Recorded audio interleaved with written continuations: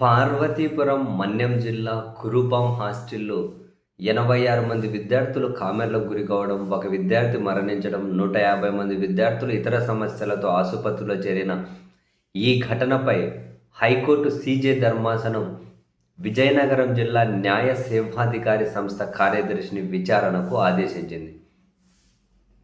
అయితే హైకోర్టు ఆదేశాల ప్రకారం విచారణ చేసినటువంటి ఈ జిల్లా కార్యదర్శి ఒక నివేదికను హైకోర్టుకు సమర్పించారు.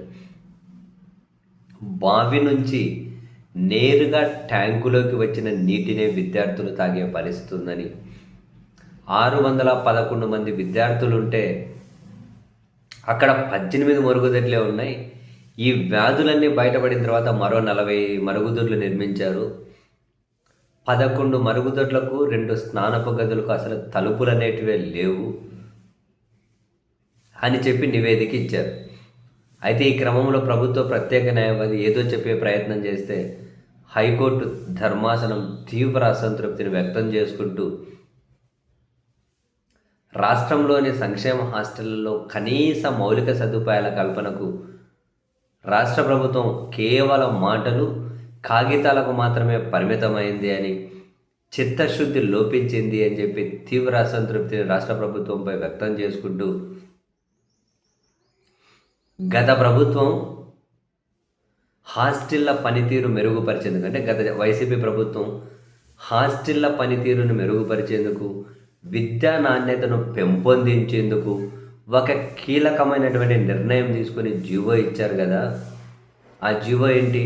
ఆయా జిల్లాల కలెక్టర్లు, జాయింట్ కలెక్టర్లు, ఇతర అధికారులు ప్రతి 15 రోజులకు ఒకసారి సంక్షేమ హాస్టళ్లను సందర్శించి ఒకరోజు రాత్రి అక్కడ బస చేయాలి అన్నది ఆ నిర్ణయం. మరి ఇది మంచి నిర్ణయం కదా. హాస్టళ్లలో పిల్లల పరిస్థితిని స్వయాన పరిశీలించడం కోసం సాధ్యమవుతుంది కదా, వాళ్ళతో ఇంటరాక్ట్ అవ్వడానికి కూడా. మరి ఆ నిర్ణయాన్ని మీరెందుకు పక్కన పెట్టారు అని ఈ ప్రభుత్వం మీద అసంతృప్తి వ్యక్తం చేశారు. కనీసం వాళ్ళకు బావి నుంచి వచ్చే నీళ్ళు నేరుగా ట్యాంక్కి వెళ్ళి తాగడం ఏంటి? ఆర్ఓ వాటర్ ప్లాంట్లు మంజూరు కూడా చేయలేరా?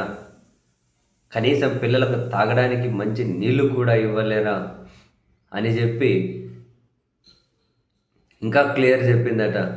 ఆర్ఓ ప్లాంట్లు లేవు అన్న నిజాన్ని మీరే అంగీకరిస్తున్నారు.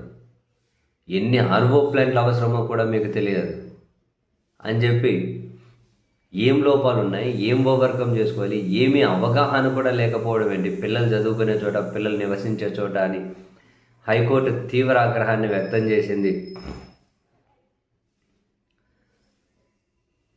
సో మొత్తం మీద హాస్టళ్లలో తాగునీరు, మరుగుదొడ్ల లాంటి మౌలిక సదుపాయాల కల్పనకు నిర్దిష్ట కాల పరిమితితో ఒక సమగ్ర ప్రణాళికను తదుపరి విచారణలోగా మా ముందు ఉంచండి అని ఆ విచారణ ఈ నెల 21వ తేదీకి వాయిదా వేసింది హైకోర్టు చీఫ్ జస్టిస్ నేతృత్వంలోని ధర్మాసనం.